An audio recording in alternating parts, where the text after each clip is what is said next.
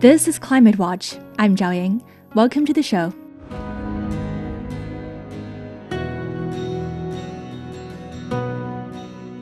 Africa is the world's most sun-rich continent. The African Development Bank has called it almost unlimited in terms of solar energy potential. Yet, despite this vast resource, Africa generates just 1% of the world's total solar power. Over 600 million people across the continent still lack reliable access to electricity. But things are starting to change thanks to affordable solar panels imported from China. A recent report by global energy think tank Ember shows that Africa's imports of solar panels from China surged by 60% in the 12 months leading up to June. In some countries, the growth has been even more dramatic. Algeria saw a 33-fold increase, Zambia grew 8-fold, and Botswana rose 7-fold. And if all of the solar panels imported into Sierra Leone in that same period were installed, they could generate 61% of the country's total electricity demand. For years, critics in Washington and Brussels have warned about China producing too many solar panels. But could this so-called overcapacity actually be the key to solving Africa's energy crisis? Moreover, can Africa leapfrog the fossil fuel-based development model and industrialize directly with renewable energy? What would that mean for a world that's racing to meet urgent climate goals? To discuss these questions and more, we are joined by Dave Jones. He is the co-founder and chief analyst of Ember and the author of this inspiring report titled The First Evidence of a Takeoff in Solar in Africa. Hi, Dave. It's great to have you on our show. And your report suggests a significant surge in solar activity across Africa. But I'm wondering what first alerted you to this trend? Yeah, we've been tracking solar panel exports out of China for a few years now. So I've been tracking the pickup in Europe that happened in 2021, 22 especially. And then in Pakistan, there was a really big pickup in 2022, 2023, 24, which we've been tracking. So we've been keeping a good eye on this data to try to understand where solar panels are being exported to, with China obviously being the main driver. It makes sense to look at the data from the Chinese Export Agency to be able to try to help track it. And it was in the end of last year we first noticed the pickup in a lot of countries across Africa in November, December data. And to begin with, we thought maybe it's just Chinese producer manufacturers hitting year-end targets, and it will fall off in January. And then as it went through the start of 2025, January, February, March, those levels really continued quite a lot. And I ended up writing a report for it that came out in August, based on data up to June. But even since then, in the last few months' data, that trend has continued to accelerate further and further. Yeah, that's really interesting. But I'm actually surprised this boom is happening only now, given how much sunlight Africa has. So what were the main barriers holding the continent back in the past, and what finally tipped the balance? Yeah, absolutely. We did, like I say, we were tracking the Pakistan step up, which is really interesting. In 23, 24 and early 24, we wrote, who's the next Pakistan? Because I think everyone was asking the same questions. It's like, I can actually understand what's happening in Pakistan and why it makes sense and why everyone's buying solar. So why isn't it happening everywhere? And in the case of Africa, I think it's very much part of it is around the affordability side. So it was really through late 2023, early 24 that there was another halving of panel price.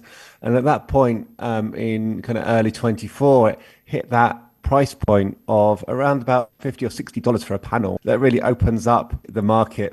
People can be thinking about that. If you can afford that without any finance, out of your own money, knowing that it's going to generate electricity for your household for 20 or 30 years, then that becomes a really compelling proposition. And what we saw within Pakistan was it was a bit of a learning curve for people, I think, but there was an awful lot of so many of the solar panels were installed by themselves within their households, watching YouTube videos and trying to kind of do it themselves like that. And I think that we think that a lot of that is also now starting to happen in Africa as well. So really, it's the delay, as it were, is really just around the more relatively recent fall in panel price and just a kind of acceptance and knowledge and discussions around solar as a technology, because these things do take time for people to understand and get on with and be part of the trend.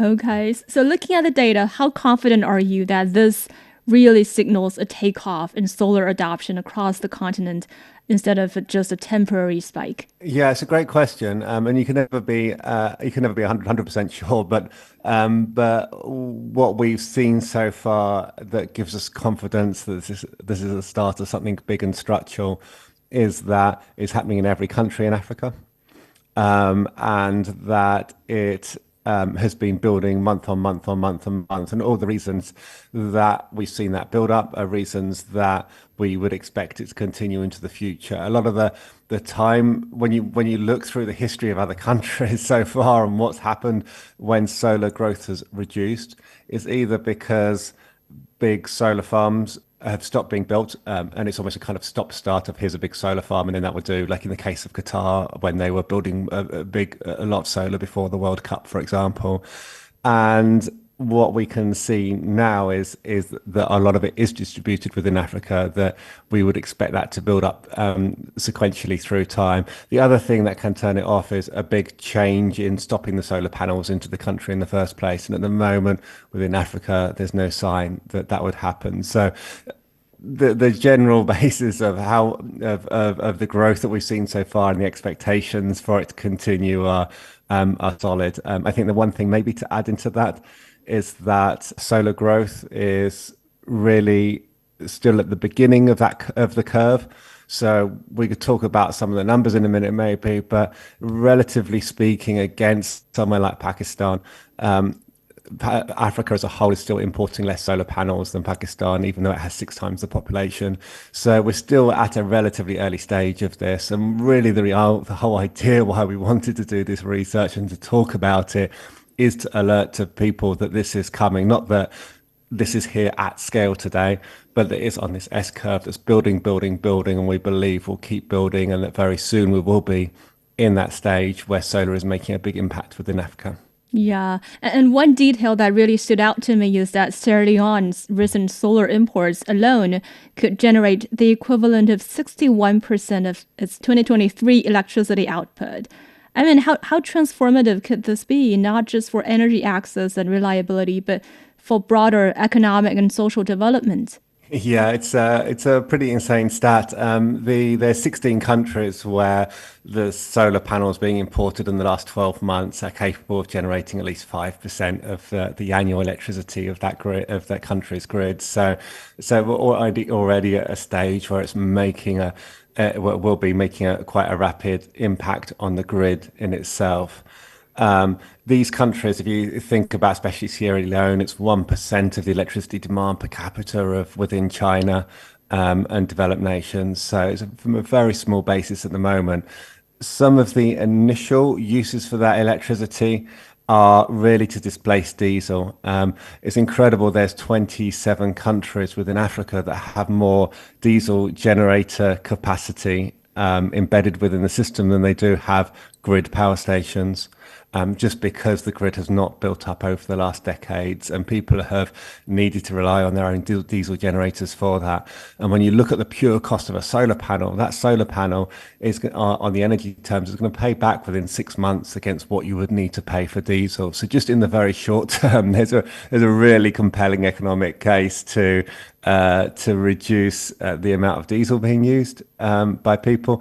But quite quickly, the use case for solar will grow and grow and grow. So when you look at the flyover on satellite pictures at the moment of African cities, when you see solar panels, generally they're on offices or shopping malls that are for businesses using electricity during the day predominantly for air conditioning and some computing.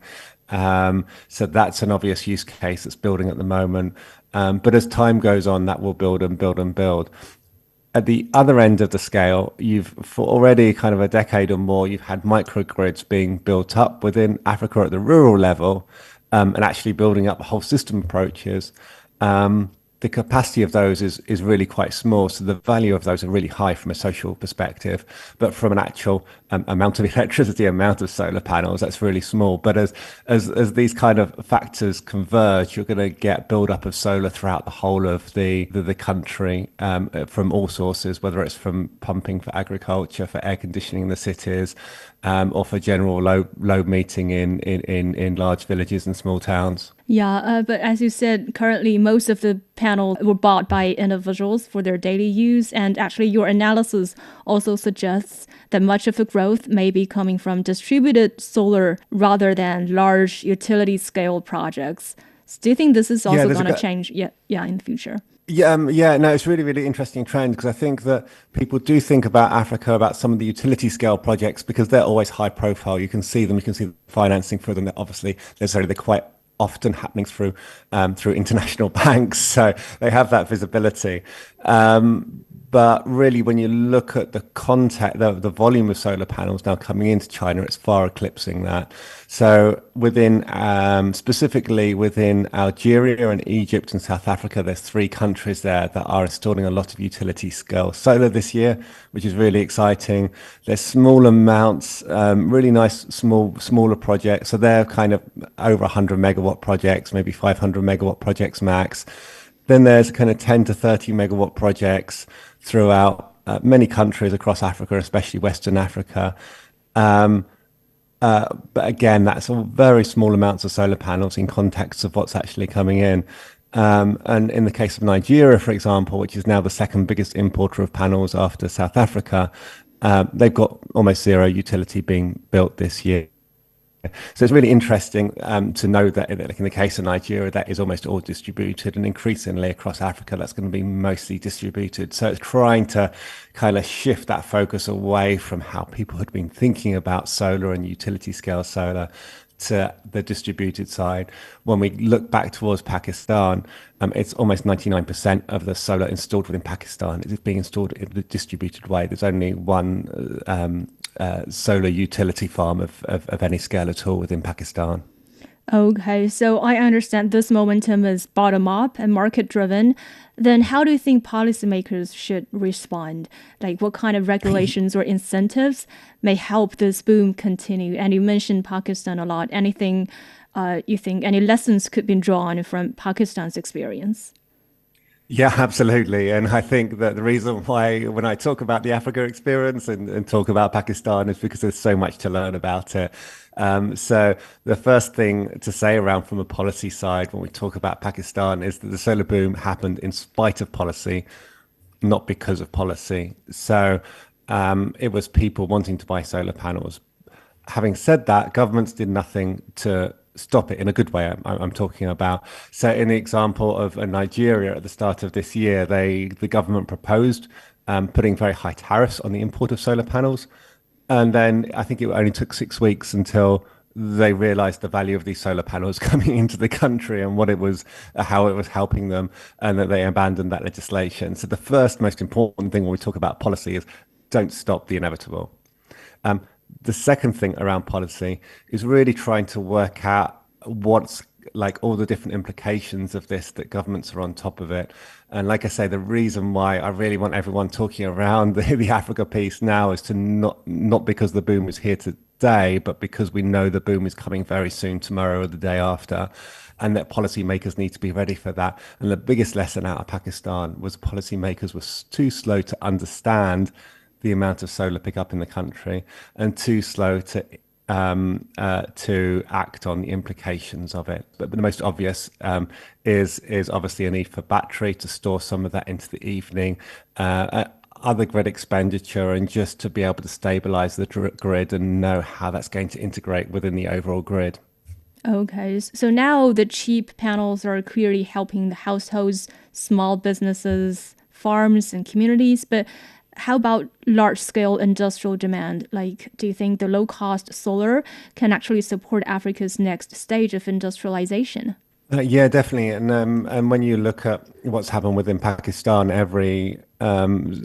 so many factories, the majority of factories, it seems, have solar panels on their roof. So all textile mills and also businesses, whether they're small or large. So that's providing a lot of their daytime electricity. But then there is a question, I think, for countries in Africa about what they want to do with utility scale solar as well, because um, having batteries on the roof is very useful for your kind of immediate electricity use. The price point for batteries is a bit more expensive and a bit more complicated in terms of kind of implementation and everything else when you try to get that, because obviously you don't just need that electricity during the day in daylight hours and sunny hours, you need it through the Hmm. day.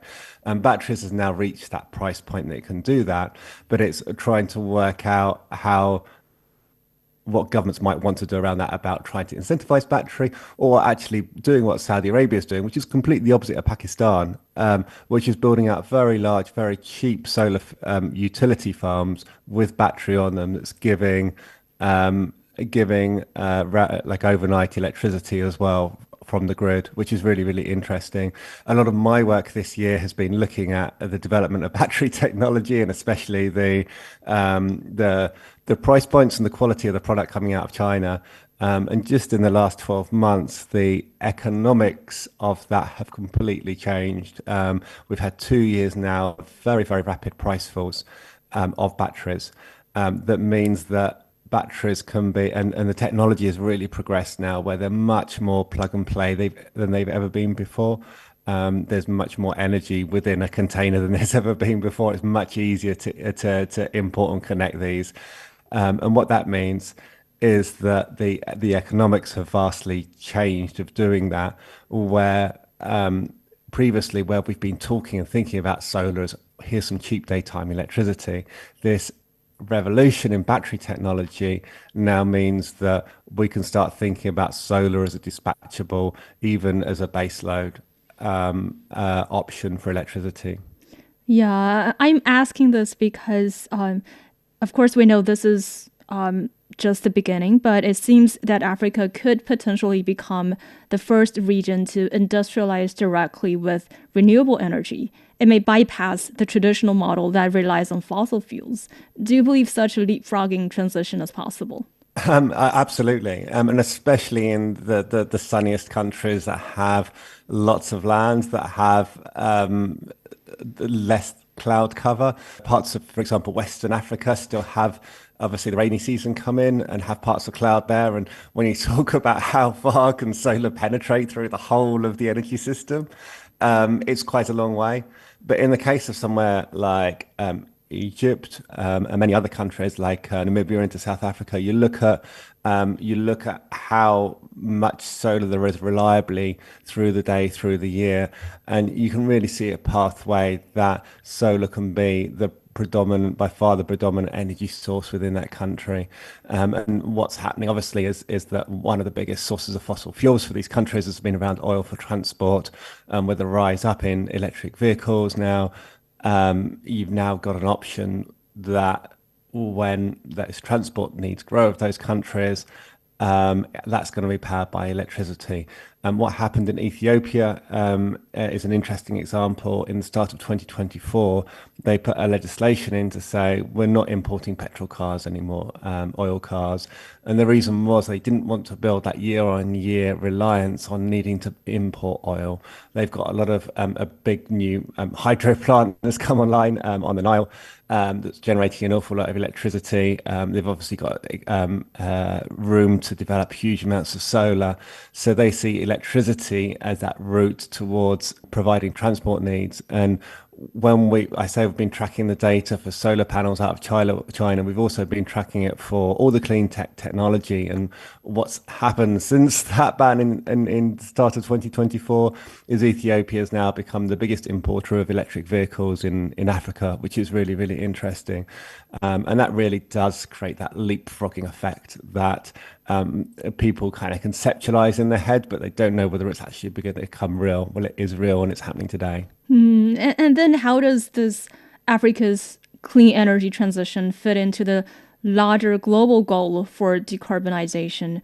Could this be a crucial factor in achieving the Paris Agreement targets, especially if we consider the continent's demographic trends? Like it has like the fastest population growth in the world, perhaps, and its stage of development.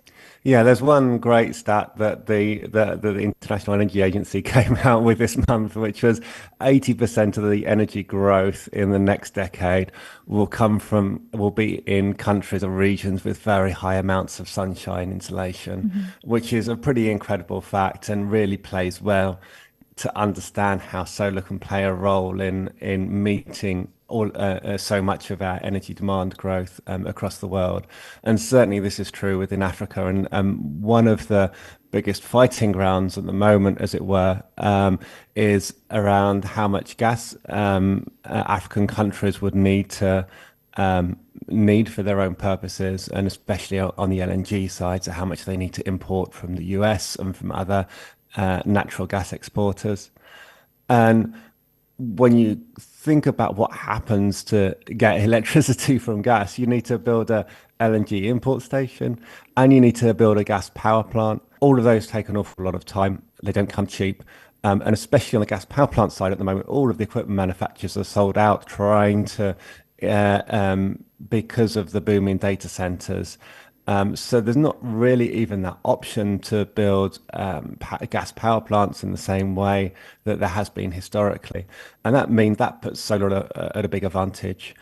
So you can see how this is going to play out within the next few years. And the battery technology that now pairs with solar that turns that from cheap daytime electricity into dispatchable and overnight electricity really changes the balance of scales of solar versus LNG. And really, we're at that point now where it does look like, especially within Africa, that solar should win out clearly against LNG. Well, so you based your analysis on export data from China because China actually produced 80% of the world's solar panels. But we know that Western governments often criticize China for overcapacity in solar manufacturing. But we see that Africa's solar boom is happening precisely because panels are now affordable for them. So is overcapacity really just a matter of perspective? And could it actually be meeting previously unmet global demand? Yes, with the concept of the word overcapacity. If you think about it purely in terms of solar panels have got super cheap, that's really exciting in itself.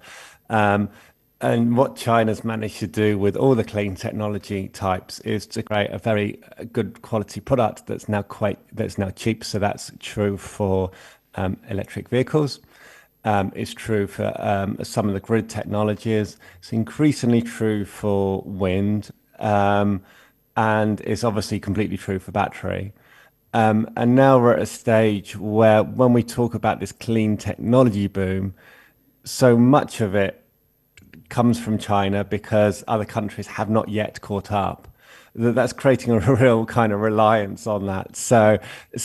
I obviously agree with you. It's quite cool having cheap solar panels that countries can rely on. But if that country, and whatever that country is, let's talk about Nigeria, is then going to build up its whole energy system around Chinese electric vehicles with Chinese this and Chinese that and Chinese the other, that whole of that clean tech industry is then caricatured as a Chinese import. So it is very, very exciting. But with China having such a reliance on that, there are real issues that countries are having to try to navigate now about how to make that balance. Specifically in the case of solar panels are now so cheap, and the payback, especially when you're talking about reducing gas or oil imports, are so compelling. That's not as true for electric vehicles and for batteries, where the capex is a lot higher in relative terms. So it'll be interesting to see how this bears out. But there is a genuine issue with kind of over reliance on developing a Chinese kind of clean tech import culture, as it were. Okay, but it seems that only Chinese companies are noticing this huge market opportunity in Africa, right? And I read another recent report by Ember that shows that since the Paris Agreement, solar has become the fastest growing source of electricity globally, and leadership has shifted from rich countries to emerging economies like China, Brazil, and India. Why is this acceleration happening specifically in the global south? It's happening because there's more energy demand. So all of these countries are needing to transport goods more miles, drive more miles. They need more electricity for air conditioning and all the other things they need air conditioning for in their houses and their factories. So this is really coming being driven because they need more energy demand in the first place. And historically, that energy demand would be via fossil fuels. And now the economics and the momentum has clearly changed, where a lot of that, most of that, is now coming from clean electricity, which is a really exciting shift and really unprecedented in the context of how embedded fossil fuels are within our energy system, how people have historically kind of like perceived our energy system. And that's happened, and that's happening everywhere, and it's happening across different technologies. So solar, battery, EVs are obviously the main ones. But it's geographically, it's happening throughout so many countries within Africa, within Latin America, and even the Middle East. So, take for example Saudi Arabia. They've actually got a surprisingly high amount of proportion of their cars being sold are EVs. They've got one of the biggest installers of solar and battery in the world. So this is really a phenomenon throughout the global south. Well, that report also noted that for low income countries and small island states, solar brings access, stability, and independence. How should we understand this? Yeah, there's a lot to unpack in that. One of the concerns I think that people really have around fossil fuels is the instability that they bring with them. It's still fresh in the mind of 2022, 2023, when gas and oil prices went through the roof. All of the gas ships, the LNG ships, got diverted into Europe. There was completely unprecedented price spikes that not only resulted in high prices, but in many cases resulted in just there wasn't supply out there to meet the energy demand that was expecting to be met. So that is still very much fresh in people's minds from an energy security perspective, and it's one of the kind of top priorities for most governments in the world.